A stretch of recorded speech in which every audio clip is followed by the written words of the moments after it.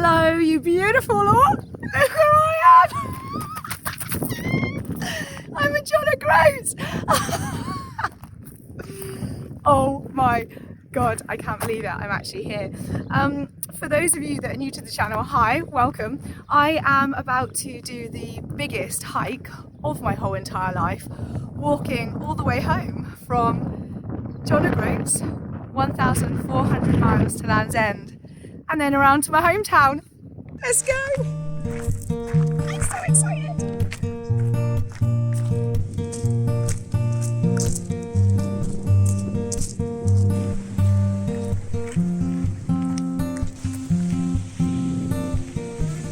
It's day one. I'm gonna get tired of doing these walkthroughs.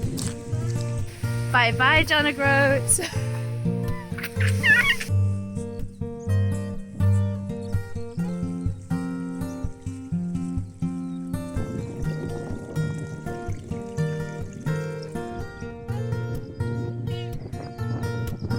Oh man, oh man, it is cold this morning.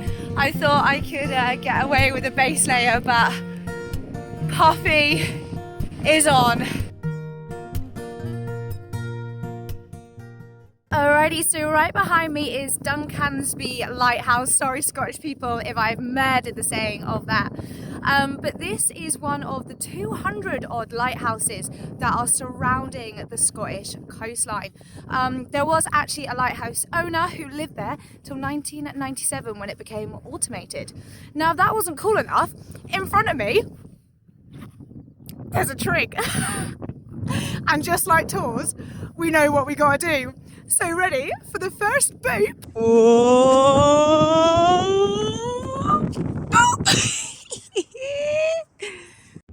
And to that view as well.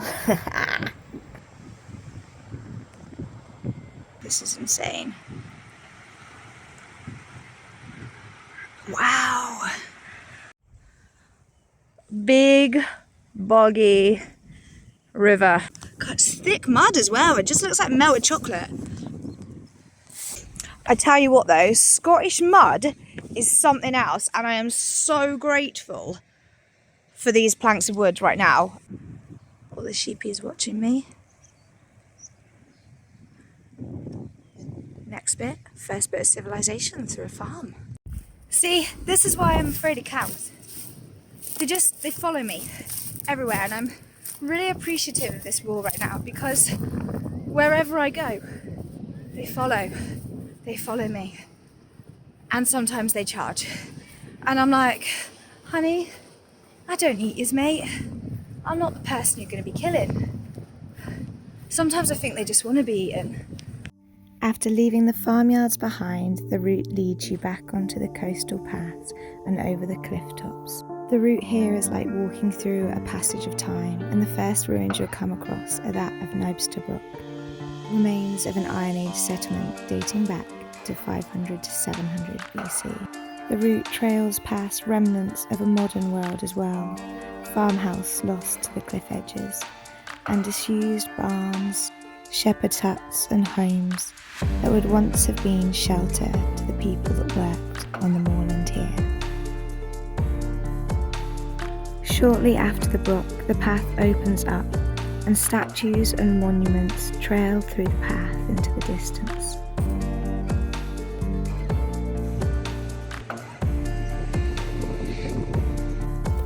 This was created in the 19th century and is thought to have been built using some of the stones from the brook nearby.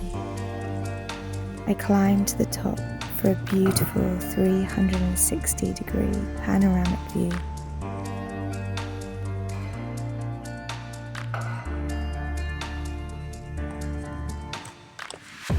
The path then leads via military shelters and bunkhouses that would have been used to protect this land many decades ago.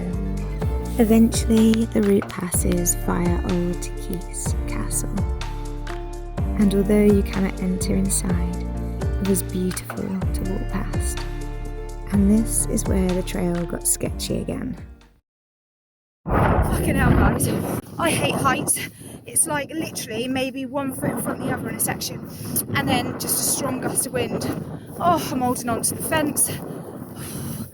Shit, the actual bed. Oh, mate. Oh, and I know that there's worse to come. Right, I'm not doing this though. That, plus that bit of barbed wire, death, mate. So I'm sorry, Captain Stately, but right to Rome in Scotland, I'm climbing over. Hey, she's over the other side and alive. Look at it, beauty. Gonna be honest, that is not the first time or the second time or even the 6th time I've climbed over one of those barbed wire fences since starting this walk. For the past maybe 4 or 5 miles, there has been a lot of barbed wire fence climbing because it's just so close to the edge, and I'm not willing to risk my life this early in on the hike. And when you can, technically in Scotland, just jump over a fence like that, save your life and climb back over, it's quite nice, it's quite refreshing. Anyway, it's about 2:30. I'm getting hungry now, and I've seen a little pebble beach in front of me, so I'm gonna perch down and have some lunch. Got a cheeky avocado out with me. Yeah, I know, get all this lightweight equipment, then take some avocado with it. So I don't think there's gonna be an avocado sandwich. Fuck. Guacamole head torch, anyone? I mean, it brings a whole new meaning to smashed avocado. It's everywhere. It's all over me. It's even on my selfie stick, mate. Fucked up. So the midges can smell me. They are everywhere, all around my feet. But this ain't my first rodeo in Scotland, mate. I've got an incense stick for citronella. Ha!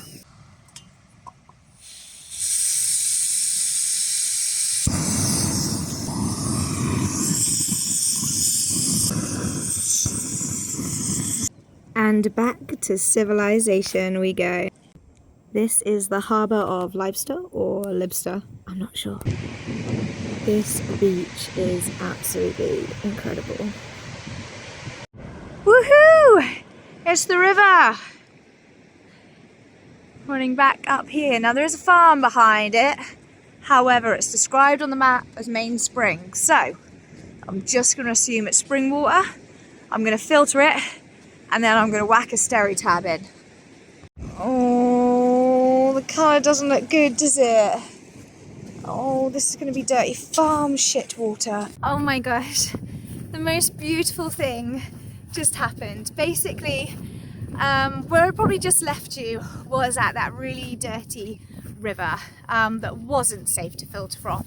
I waded across, literally it got so deep, I got basically up to my arse, my clothes got soaked, but I was like, I'm just crossing over, it says there should be a spring here.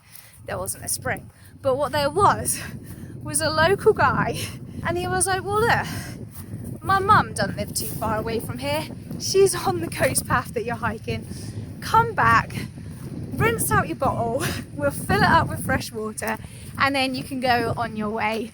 And he walked to me for like almost an hour to his ma's house. She rinsed out my bottle, gave me proper nice water, offered me a cup of tea and everything, but I was like, it's getting dark, I better get a move on. And then he looked at the map and told me a couple places to camp and gave me some history of some of the places I've walked past. Beautiful, beautiful human being. So Hamish, you'll probably never see this video, but thank you, mate. Thank you. And look at the view that I'm walking to. Oh, my face hurts from happiness. So Hamish has just been explaining that this memorial stone was laid when the Guns were killed by the Keith family when they were praying just before battle. There is definitely a lot of history between the Keiths and the Guns in this area of Scotland. The final historical site for the day was Castle Sinclair, Gurnon Grove, which I've totally said wrong. This was built in the 15th century and later had bits added in the 1600s.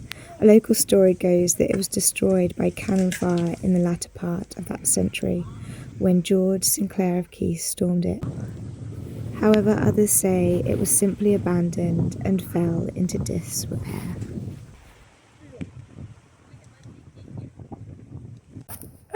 After all that drama with the water, look what's right behind me. Freshwater lake in it. Oh well, I got to have a lovely chat with a beautiful human and his mother, so I'm happy. To be fair, it ain't the prettiest of colours. What is pretty though is that lighthouse as the sun's setting. I think this is the camping pitch. Lighthouse almost out of sight. And look at that dip. Hey, and here it is, the little divot that I'm gonna call home for the night. Oh my God, the views are beautiful. The sky started to turn a nice little pink. I can see some rain starting to fall over the ocean that way, so I'm gonna get the tent pitched up. There we go, little Nemo is all set up to this. Oh, she's gorgeous, isn't she? What a view. Oh man, am I happy to sit down. I did not realise how tired I was.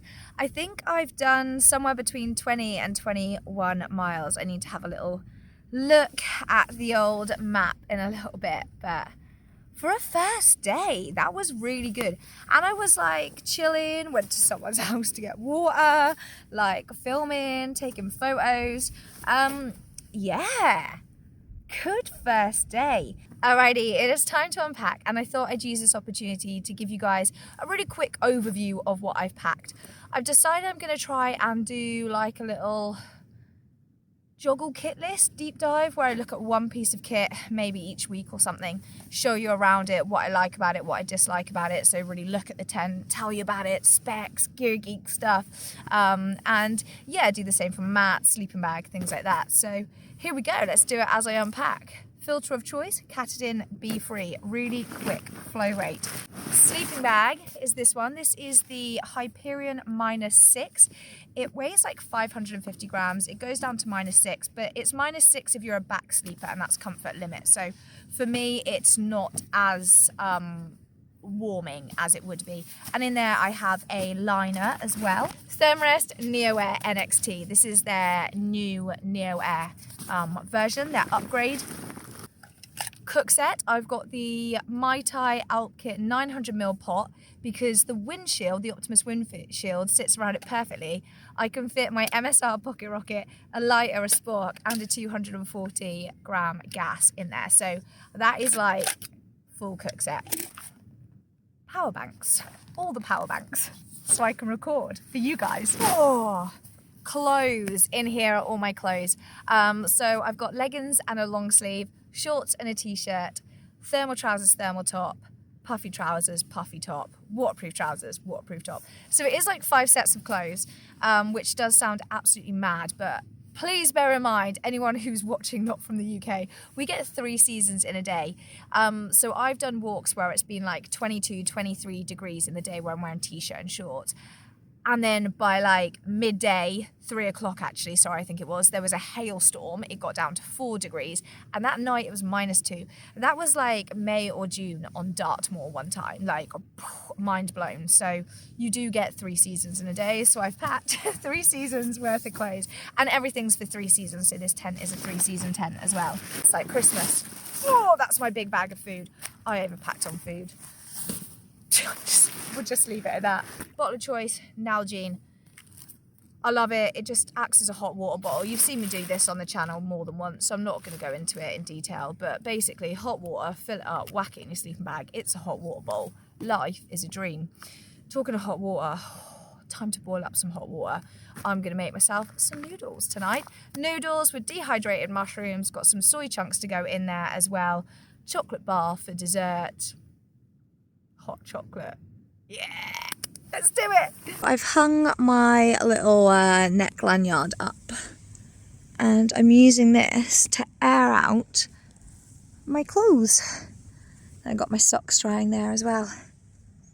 I've got the head torch beaming on my face because it is well and truly dark now. So I'm gonna bed down for the night. Sweet dreams, and I will see you in the morrow.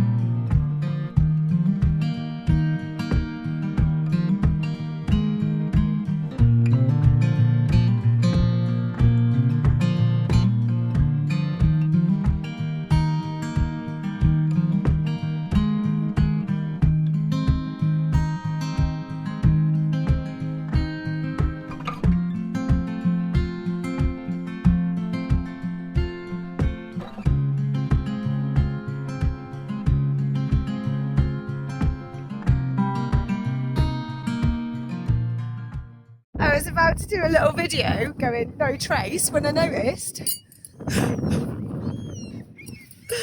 Oh, and they're my big anchor, hefty ones as well. But anyway, let's try that again. No trace. No trace. Yee, just how we like it. And here we go. I'm off for day 2 of the long walk home. Peace out, mate. The section into Wick is a fair chunk of road walking, gang. Luckily, so far, fingers crossed, touch wood, feet are doing all right. So I'm going past quite a decent harbour right now.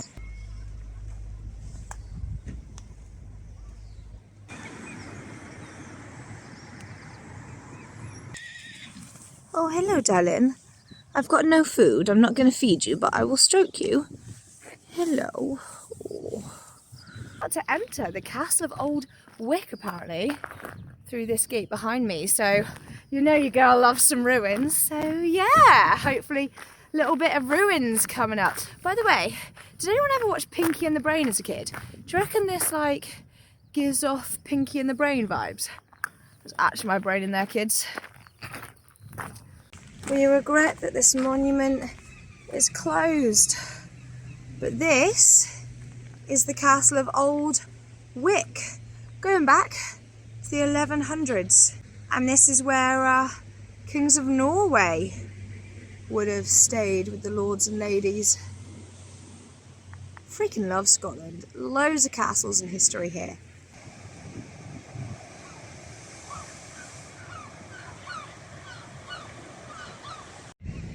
So because some of this cliff top is proper sketch, this kind farmer has left a hole. So I'm going to walk alongside it and not die. The thing is, some of them weren't made for 5'3" people in leggings. That's taller than it looks. I just scratched my arse a beaut. Alrighty, you beautiful lot. It has just gone midday and today has been quite a slow one. Basically, as you can tell, I'm traversing another bog. There's a lot of bogs in the area. And that combined with the fallen cliff edges, so I'm having to like climb over fences, has meant that I'm going quite slow. I was hoping to do about 22 miles today, but don't think it's going to happen. And as I've talked to you, I've realised the gate opening's there and I'm on this side. I'm going to shuffle along the fence. Hey, there we go. And by the muddy footprints, I'm not the only person that's made that mistake. Although I haven't actually seen anyone doing this trail. So I met a person the day I arrived who was doing the joggle westbound, but I haven't met a single person doing it this way. So yeah, it's quite nice and refreshing to actually be on a really, really quiet trail. And as I'm chatting, look what's popped up.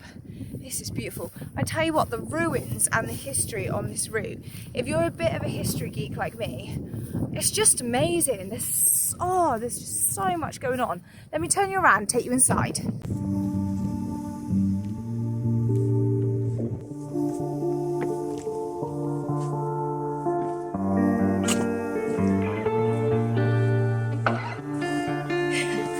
This is amazing.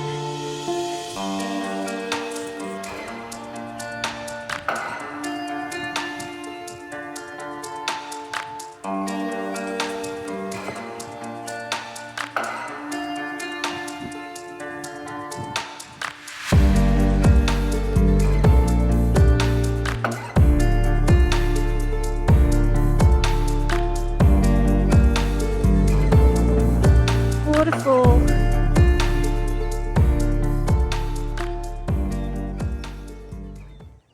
Alrighty, so I've walked a little off trail, maybe about 300-400 meters, because I saw this reservoir.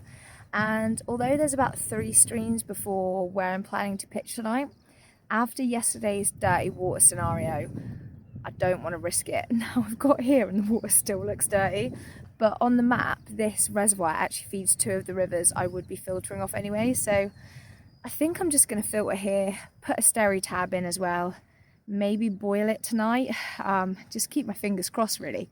But yeah, water sources along this stretch are pretty disgusting.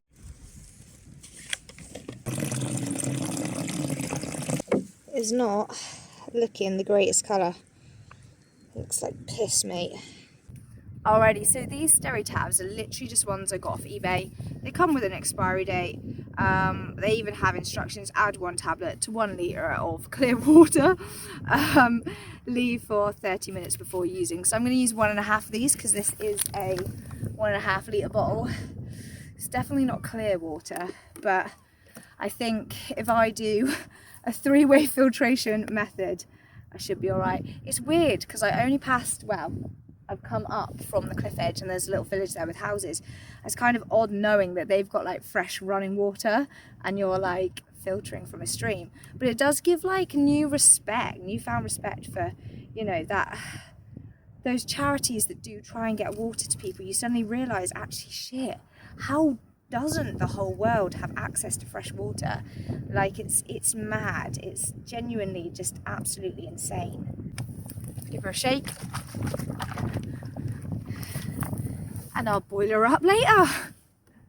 I literally just went into my phone pouch to get out, obviously, my phone to record. And you guys heard a rustle and thought there was food in there, which means some fuckers are feeding you on this walk. So this section is waymarked by some really cool stone statues. Now, at a later date, I found out that these are actually chess pieces. My favourite was this one, which is the Queen just staring out over the ocean. But these statues were a really cool, quirky way to navigate this section. Technically, the official John O'Groats Trail is over that side of the fence, but with that gradient and so little path on that side, I'm so happy this place has the right to roam.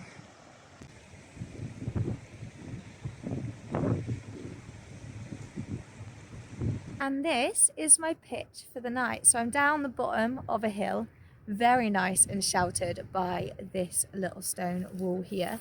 And then up behind there is a farmhouse. So I'm technically on someone's farmland, but you can do that in Scotland, which is very nice. So obviously just leaving no trace as always, and yeah, pitching up late, disappearing early. It's so cute, doesn't it?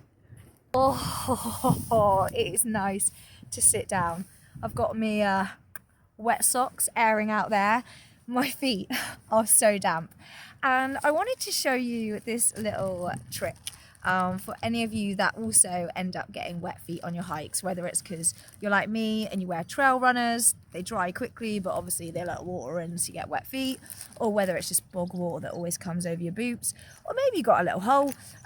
Anyway, I can't take credit for this because although I always use talc on my hikes, it was actually Claire over at Wild Bear who taught me this trick, because all you do is get the bag, you put your foot in the bag, give it a shake,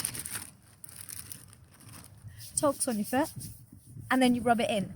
And you end up having so much less talc blowing away in the wind. It's just absolutely fantastic. Alrighty, so I filtered that water earlier and put the steri tab in, but just to be extra safe, I am going to boil it as well.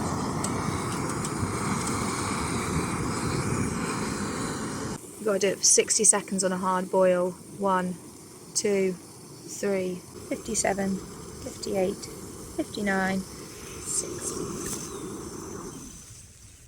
Yeah. There we go.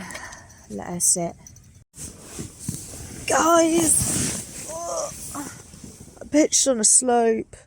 Look at all the space. Whee! All of that. Oh my gosh. I've literally got my bags and stuff here to protect me. But this was the flattest place I can find. That looks flat out there. That's not. It's like that. That's if I was to put you on an actual gradient.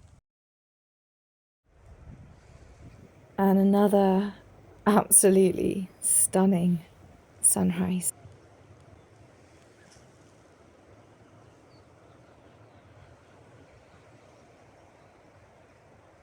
Good morning, you beautiful lot. It is the morning of day 3. I am lovely and chirpy today because I slept like a dream last night. It was wonderful. I think I woke up about 3 times in the night. That was it, and just to change positions because obviously I was on that slant. My hair, however, is very frizzy, so it needed to come out of the plaits. And I think, like, oh my god, I've got hair clips wading around in here. I think I'd suit curly hair. What do you reckon? Anyway, I've basically taken my plaits out because A, they were frizzy as fuck, and B, my forehead got sunburnt yesterday. Yeah, so I think I'm going to do a little high top ponytail so I can wear a cap, and that way it will be protected, because I didn't think, I mean, I knew it was sunny yesterday, but I didn't think it was like sunburn territory. But I guess when you're walking all day in the sun, sunburn territory, isn't it? So the cap is out already. I'm gonna have to fix my bandana somehow underneath, just because I do get vertigo, which is triggered by cold ears, and wind is one of my triggers. So there'll be a bandana, there'll be a hat. It's gonna be some very bougie looking hairstyle, I'm sure, but stay tuned for that. Yoo-hoo! Here it is, the hairstyle I've chosen for. Very sporting. Makes me look like a tennis player, but I'm here for it. No trace. This is where I was last night. We're all good to go. Yay!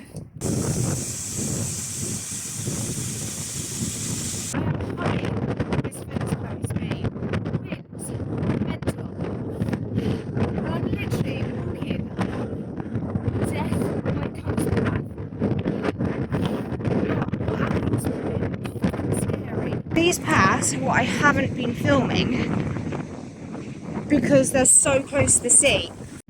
Climb the fence again. I'm not dealing with that. And it drops off so sharp over there. As it did, bird shot at me. Hey. It is so freaking windy today. So this is day 3 of climbing over fences. Look at that bit, even if I did climb over. It's gone, mate. It's gone.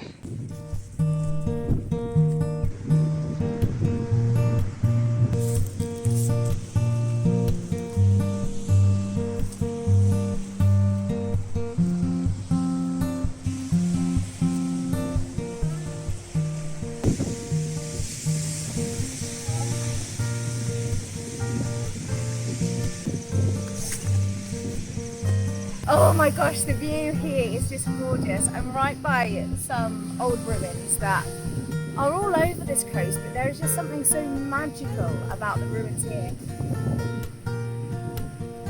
So yeah, I've probably done about 5 miles now.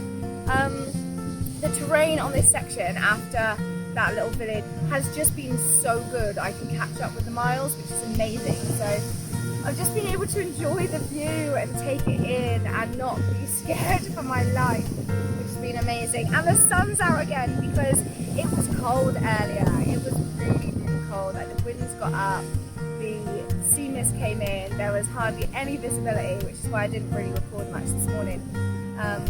It's 10:30 now, so yeah, slower than 2 miles an hour, but I'm definitely catching up on this section now and hoping to do another 20 miles today, so cheers to that.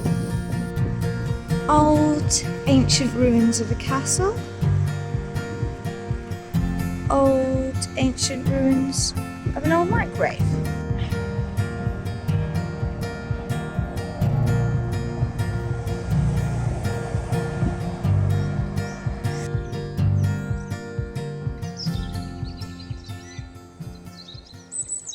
Hey, the path's levelled out a bit.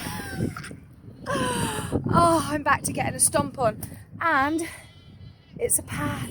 It's a natural path. Oh, I love hiking off the beaten track, but when you got a little bit of a time restraint on you. So, if you're doing the trail Land's End, John O'Groats, you will see this. Keep an eye out for those white things, because you end up going across sort of open moorland but via a private estate. Look for the white pillars.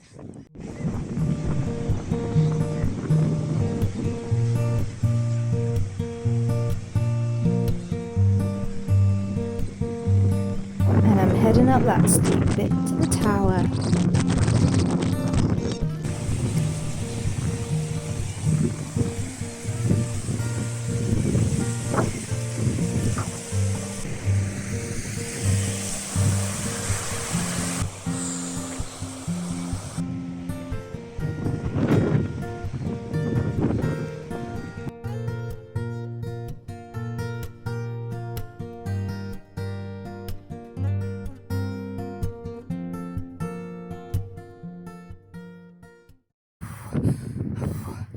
That was steep.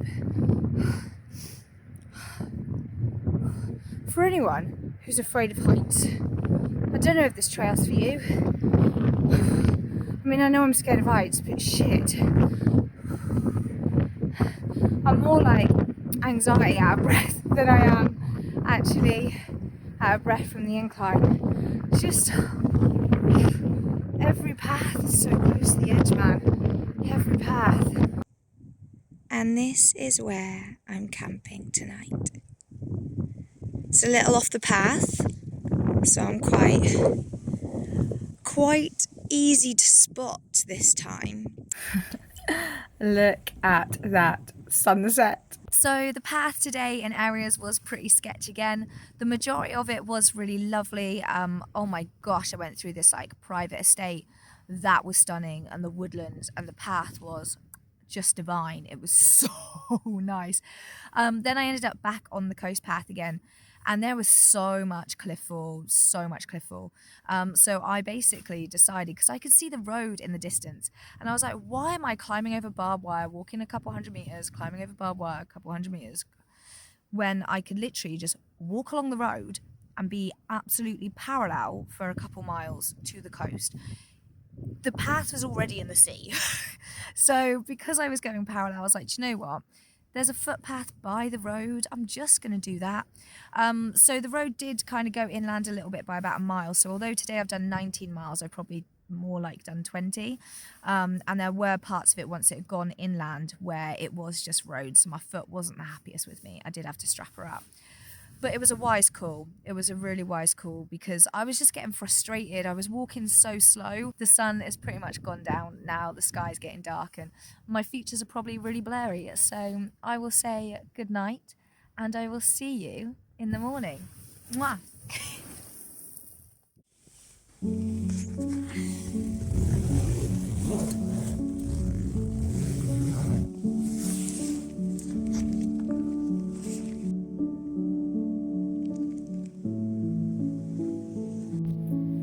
And it's with this glorious sunrise at the start of day 4 that I will end this video.